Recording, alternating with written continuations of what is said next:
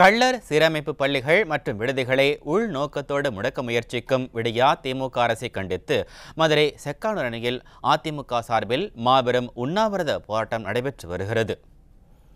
இந்த உண்ணாவிரத போராட்டத்தில் தென்னிந்திய ஃபார்வர்ட் பிளாக் கட்சி நிறுவன தலைவர் திருமாறன் ஜி பேசி வருகிறார். அந்த காட்சிகளை பார்க்கலாம். ஆதி திராவிட பள்ளிகள், அறநிலையத்துறை பள்ளிகள் எல்லாம் அரசு பள்ளிகளோடு இணைக்க வேண்டும் என்று சொல்லுகிறார். நன்றாக புரிந்து கொள்ள வேண்டும். இந்த பள்ளிகளுக்கெல்லாம் பல லட்சம் கோடி ரூபாய் மதிப்புள்ள சொத்துக்கள் இருக்கிறது. திராவிட முன்னேற்ற கழகம் ஒரு இடத்திலே கை வைக்கிறது என்று சொன்னால் அந்த சொத்துக்களை அபகரிப்பதற்காகத்தான் இந்த இணைக்கிறோம் என்ற நாடகத்தை நடத்துகிறார்கள். கிட்டத்தட்ட சந்துரு அவர்கள் 600 பக்கம் அறிக்கையை அறிவிக்கிறார்கள். அந்த 600 பக்கத்தில் எதுவுமே சொல்லப்படவில்லை. பள்ளிகளை அரசோடு இணைக்க வேண்டும், ஜாதி பெயர்களில் இருக்கக்கூடிய பள்ளிகளின் பெயர்களை நீக்க வேண்டும். சீப்பை ஒழித்து வைத்தால் கல்யாணம் நின்று விடுமா? ஒவ்வொரு சாதியினருக்கும் தன்னுடைய சமூகம் முன்னேற வேண்டும் என்பதற்காக அவர்கள் சொந்த பணத்தால் ஆரம்பிக்கப்பட்ட கல்வி நிறுவனங்களினுடைய பெயர்களை மாற்ற வேண்டும் என்று சொன்னால் நாங்கள் ஜாதி இல்லா தமிழகத்தை உருவாக்குகிறோம் என்று சொல்கிறார்கள். ஆனால் நீ பள்ளிக்கூடத்தில் நுழைகின்ற பொழுதே உன் ஜாதிகள் கேட்கப்படுகிறது. மனிதகுலம் இருக்கும் வரைக்கும் ஜாதிகள் இருக்கும். ஜாதி இல்லாத சமூகம் எந்த காலத்திலும் உருவாக்க முடியாது. கள்ளர் பள்ளிகள் என்பது சாதாரண வரலாறு அல்ல. ஏகவன் துரோணாச்சாரியார் இடத்திலே போய் தனர்வுத்தியை கற்றுக்கொள்வதற்கு கேட்கின்றான். அதற்கு அவர் காணிக்கையாக ஏகலனிடத்திலே ஒன்றை கேட்கின்றார். உன் கட்டவர்களை வெட்டிக்கொள் என்று சொல்கிறார். பரிசாக கேட்கிறார். அதே போலத்தான் இந்த ரேகை சட்டத்தை நீங்கள் கையிட்டு அடிமையாக வாழ்வதை விட தெய்வ திருமணார் பசுமன் முத்துராமலிங்க தேவர் சொன்னார், உன் கை விரலை வெட்டிக் கொள்ளுங்கள் என்று சொன்னார்.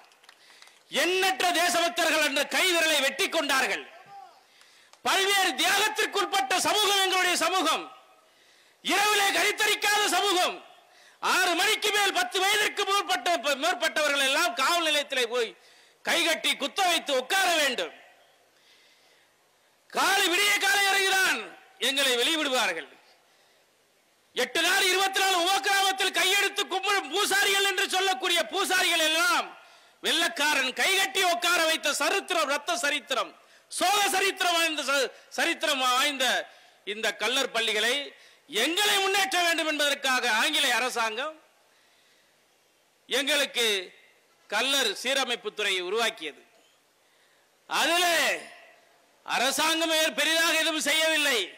எங்களுடைய முன்னோர்கள் காலனா, அரையனா, முக்காலனா என்று போட்டு ஒரு காமன் ஃபண்டை உருவாக்கி அதிலே உருவான பள்ளிக்கூடம் தான் கள்ளர் கல்விக் கழகம், கள்ளர் சீர்மானவர் துறை. ஆனால் இன்றைக்கு அரசு நிதி பெறக்கூடிய கல்லூரிகள் எல்லாம், பள்ளிகள் எல்லாம் தனியார் மயமாக கொண்டிருக்கிறது. அவர்கள் கையில் இருக்கிறது. எங்கள் நிதியால் உருவாக்கப்பட்ட பள்ளிக்கூடம் இன்னைக்கு அரசு எடுக்க பார்க்கிறது என்று சொன்னால் எவ்வளவு பெரிய அயோக்கியத்தனம் இது! இது கூட்டம், இந்த உண்ணாவிரத கூட்டம் என்பது கண்டன கூட்டமாக இருந்தது. ஆனால் இன்றைக்கு வெற்றி கூட்டமாக நடந்து கொண்டிருக்கிறது. இன்னைக்கு அனைத்து இந்திய அண்ணா திராவிட முன்னேற்ற கழகத்தின் முன்னோடிகள் அனைவருக்கும் தென்னிந்திய ஃபார்வர்ட் பிளாக் சார்பாக மனமார்ந்த பாராட்டியும் நன்றியை தெரிவித்துக் கொள்கிறோம். டிஎன்டி சான்றிதழ் என்பது எட்டாத கனவாக இருந்தது. அது ஒற்றை சான்றிதழோ இரட்டை சான்றிதழோ அதில் எங்களுக்கு நாட்டமில்லை. ஆனால் பல ஆண்டுகளான போராட்டத்தை முடிவுக்கு கொண்டு வந்தது அனைத்து இந்திய அண்ணா திராவிட முன்னேற்ற கழகம். நல்ல விஷயங்கள் எங்கிருந்தாலும் சொல்ல தயங்கக்கூடாது. அரசியலிலே பல்வேறு முரண்பாடுகள் இருக்கலாம். ஆனால் இன்றைக்கு பாராளுமன்ற தேர்தலிலே திருச்சி, திருநெல்வேலியிலே ஸ்டாலின் அவர்கள் அறிவிக்கிறார், கள்ளர்களுக்கு பிரேமல கள்ளர் டிஎன்டி சர்டிபிகேட் 65 சாதிகளுக்கான டிஎன்டி சர்டிபிகேட்டை ஒரு சான்றிதழாக கொடுத்துவிட்டு உங்களை சந்திக்கிறேன் என்று ஒரு பொய்யான விஷயத்தை அவர் அந்த இடத்திலே பதிவு செய்தார். எப்படி? அதுதான் திராவிட மாடல் ஆட்சி. டிஎன்டி டிஎன்சி ஒரே சர்டிபிகேட். நாங்கள் என்ன கேட்டோம்? டிஎன்டி என்ற ஒற்றை சான்றிதழை கேட்டோம். ஆனால் இரண்டையும் ஒரு சர்டிபிகேட்டிலே கொடுத்துவிட்டு இதுதான் நாங்கள் ஒற்றை சான்றிதழ் என்று சொல்லி உசிலம்பட்டி தேர்தல் பிரச்சாரத்தில் இதெல்லாம் ஒரு பிரச்சனை என்று சொன்னார் ஸ்டாலின் அவர்கள்.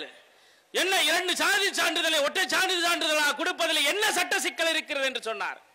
ஆனால் அதை நம்பி என்னுடைய சமூக மக்கள் போராடினார்கள், திமுகவை ஆதரித்தார்கள். ஆனால் அதன் விளைவு என்ன? இன்றைக்கு அந்த அமைச்சரை கூட சந்திக்க முடியவில்லை.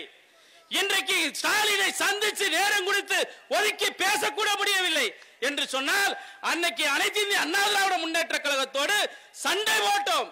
அண்ணன் செல்லூர் ராஜு வீட்டின் முன்பாக ஆர்ப்பாட்டம் நடத்தினோம். அண்ணன் உதயகுமார் அண்ணன் வீட்டின் முன்பாக ஆர்ப்பாட்டம் நடத்தினோம். அண்ணன் திண்டுக்கல் சீனிவாசன் வீட்டின் முன்பாக ஆர்ப்பாட்டம் நடத்தினோம். அந்த உரிமையை கொடுத்தார்கள் உங்களுக்கு. இன்றைய அதன் நிலை என்ன? ஒற்றை சான்றிதழுக்கு வழி இல்லை. 2 பேரையும் ஒரு சான்றிதழ் ஒரே பேரிலே போட்டு ஒற்றை சான்றிதழ் என்று கொடுத்தார்கள். ஜாதி வாரியம் என்று இருக்கக்கூடிய அரசியல் முன்னோடிகளை உங்களுக்கு கோரிக்கையாக வைக்கின்றோம். அனைத்து இந்திய அண்ணா திராவிட முன்னேற்ற கழக மாநிலங்களவையில் நீங்கள் குரல் எடுக்க வேண்டும். ஜாதி வாரியான கணக்கெடுப்பு எடுக்கப்பட வேண்டும். ஜாதியான கணக்கெடுப்பு எடுத்தால் மட்டும்தான் சமூக ரீதியான இடஒதுக்கீடு கிடைக்கும். இன்னைக்கு பீகாரிலே ஜாதி வாரியான கணக்கெடுப்பு எடுத்தார்கள். அன்றைக்கு அங்கு இருக்கக்கூடிய ஜாட், குஜார், யாதவ் போன்றவர்கள் எல்லாம் 20, 18, 30% இருக்கிறார்கள். அந்த நாட்டை ஆளுகின்ற முதலமைச்சர் நிதிஷ்குமார் 2% கீழே உள்ள இடஒதுக்கீட்டிலே ஜாதி எண்ணிக்கையில் இருக்கக்கூடியவர் தான் அந்த நாட்டை ஆண்டு கொண்டிருக்கிறார் என்று சொன்னால், இன்றைக்கு ஆளுகின்ற அரசாங்கம் எப்படிப்பட்ட அரசாங்கம்? திராவிட மாடல் அரசாங்கம்.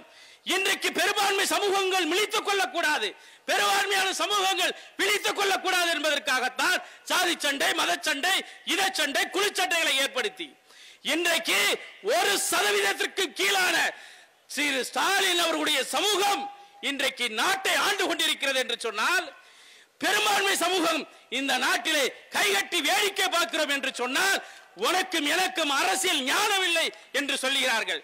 இந்த 8 நாடு 24 உபக்கிரமம் சமூக நீதி காத்த மண் இந்த மண்.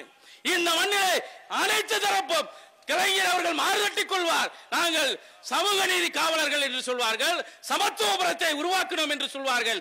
ஆனால் இந்த மண் உருவான காலத்திலிருந்து சமூக நீதிக்கும் சமத்துவத்துக்கும் ஒரு குறையும் இல்லாத மண் இந்த மண்.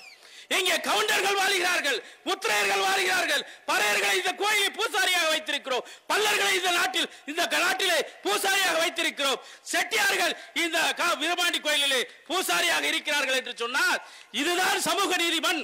திராவிட பிராடு பித்தலாட்டம் தோற்று போன ஒரு இடம் இருக்கிறது என்று சொன்னால், 8 நாடு 24 உபக்கிராமத்தில் தான் திராவிடத்தின் சூழ்ச்சி இங்கே எடுபடவில்லை. திமுகவின் சூழ்ச்சி எடுபடாத மண் இந்த மண்.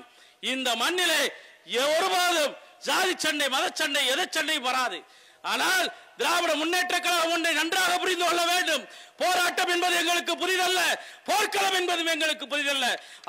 சிப்பாய் கலவதற்கு முன்பாகவே என் தாத்தன் பூலித்தவனிலிருந்து, வீரபாண்டிய கட்டபொம்மனிலிருந்து, வேலுநாச்சியாரிலிருந்து, மருதுவாண்டியிலிருந்து, வீரன் அழகுமுத்து கோடியிலிருந்து, ஒன்னி வீரன், சுந்தரலிங்க குடும்பன், வெண்ணிக்காராணி போன்ற எண்ணற்ற தேசபக்தர்களும், முண்டாசிகவி பாரதி, வ.உ.சி. சிதம்பரநாதர் பிள்ளை, பசுமன் முத்துராமலிங்க தேவர் என்று எண்ணற்ற தேசபக்தர்கள் வாழ்ந்த நாடு. போராட்டம் என்பது எங்களுக்கு புதிதல்ல, போரும் எங்களுக்கு புதிதல்ல. இந்த பிரச்சனையை நீங்கள் கைவிடவில்லை என்று சொன்னால், அரசாணை 40 நீங்கள் ரத்து செய்யவில்லை என்று சொன்னால், எங்கள் போராட்டம் அனைத்து இந்திய அண்ணா திராவிட முன்னேற்ற கழகத்தோடு இணைந்து தொடரும் என்று சொல்லி பேச வாய்த்தமைக்கு நன்றி பாராட்டி விடைபெறுகிறேன். நன்றி, வணக்கம். பாரத் மாதா கி ஜெய். ஜெய் ஹிந்த்.